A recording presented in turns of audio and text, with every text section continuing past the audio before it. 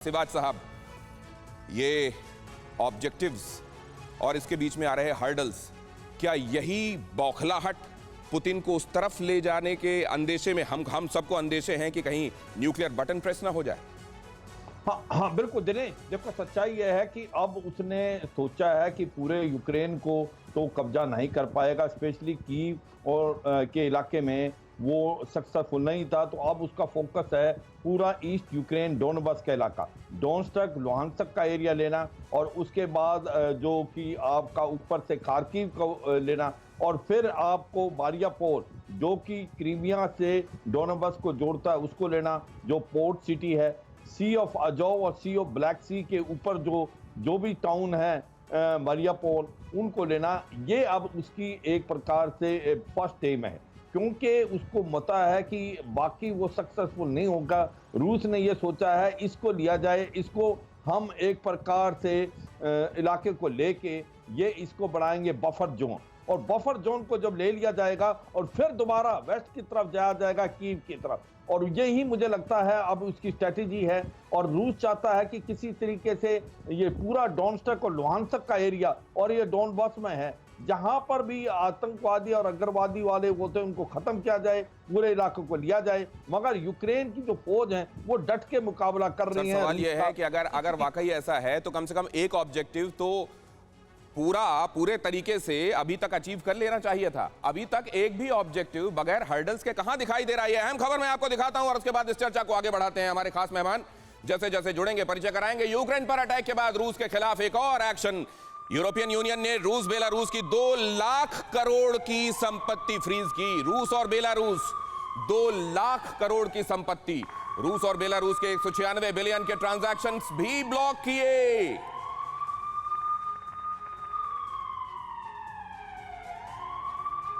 और इस पर चर्चा करने के लिए हमारे साथ खास मेहमान जुड़ रहे हैं। डॉक्टर राजीव नयन कुछ ही देर में हमारे साथ इस चर्चा में शामिल होंगे। हमारे साथ श्रीराम चौलिया साहब भी जुड़ने वाले हैं। लेकिन सवाल यह है कि यूरोपियन यूनियन की तरफ से ये जो शिकंजा कसता जा रहा है, क्या जर्मनी, इटली जैसे देश अब ना चाहकर भी रूस के खिलाफ कड़े कदम उठाने के लिए मजबूर हो रहे हैं? यूरोपियन यूनियन में क्या सभी कंट्रीज एक मत की हैं, या यूरोपियन यूनियन में इस यूनियन से जुड़े होने की वजह से ना चाहकर, मन मारकर भी रूस के खिलाफ उनको कदम उठाने पड़ रहे हैं? ये हम समझेंगे। लेकिन उससे पहले ये समझिए कि क्या महातबाही जिसका डर पूरी दुनिया में है, क्या वो तय नजर आने लगी है?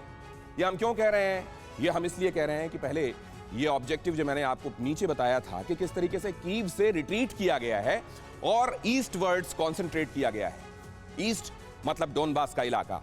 उसके बाद आप देखिए ये नीचे की तरफ सी ऑफ अजोव और उधर ब्लैक सी, ओडिशा की तरफ, इसको कंसोलिडेट करके मोल्दोवा तक एक स्ट्रिप बनाने की तैयारी। मतलब पहले आप आइए ईस्टवर्ड्स, ईस्ट से चलिए वेस्टवर्ड्स, और जब एक बार वेस्ट में कंसोलिडेट कर लें, पोलैंड को भी अच्छे से आंखें दिखा लें, तो फिर कीव की तरफ मार्च कीजिए नॉर्थवर्ड्स।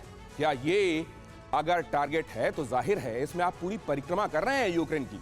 और अगर ये परिक्रमा कर रहे हैं और हर एक कदम पर आप नेटो देशों को प्रतिक्रिया के लिए मजबूर कर रहे हैं, यूरोपियन यूनियन को आगे आने के लिए मजबूर कर रहे हैं, हर दिन कहीं ना कहीं से कोई ऐसी खबर आ रही है, मसलन ये फॉल आउट बंकर बनाए जाने की खबर, तो क्या यह समझा जाए कि क्योंकि इस ऑब्जेक्टिव को अचीव होने में टाइम लगेगा, इसीलिए ज़ेलेंस्की कह रहे हैं कि महीनों से सालों का टाइम लग सकता है, तो क्या यहीं से वो महातबाही का रास्ता भी निकल रहा है? जरा इस मैप पर निगाह डालिए, जो यहां पर फिलहाल ऑब्जेक्टिव्स हैं, कितने अचीव हुए हैं रूस के, वो देख लीजिए। रूस को प्रोवोक करने के लिए ये झुंझलाहट काफी है कि उसने जो सोचा था वो अभी तक कर नहीं पाया है। लेकिन ये क्या कम था?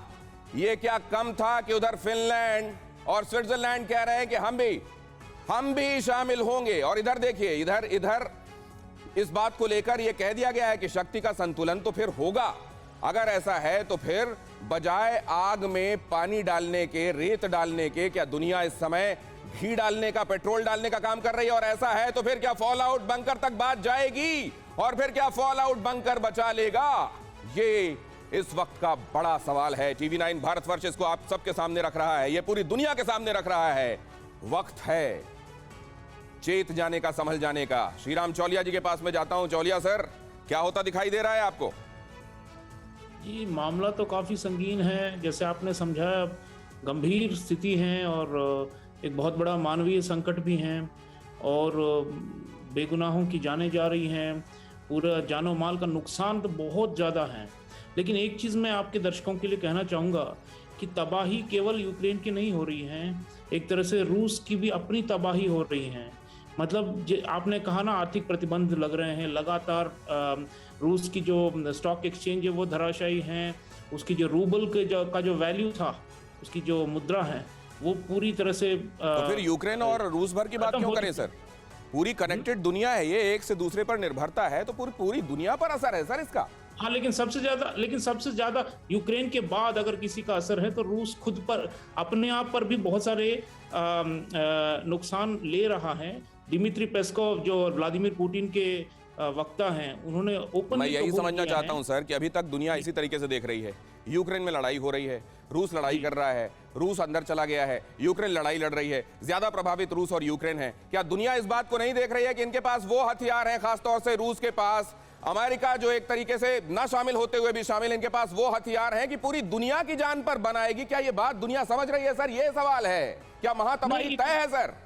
नहीं, मुझे नहीं लगता है कि इससे ज्यादा ये विस्तृत युद्ध मतलब पूरे यूरोप या पूरे विश्व को जैसे अपने लपेट में ले ले, वैसा नहीं होगा, क्योंकि रूस की जो काबिलियत है वो कम होती जा रही है, उसकी जो आपकी ये इकोनॉमी है बातें दुआ की वो तरह इतनी लग रही तेज पास हैं, नहीं है, आमीन क्योंकि कहने वो का मन कर रहा है। रमजान फैला का सकता पाक है। महीना भी चल रहा है, लेकिन क्या ये अंदेशा इस वक्त बना हुआ है?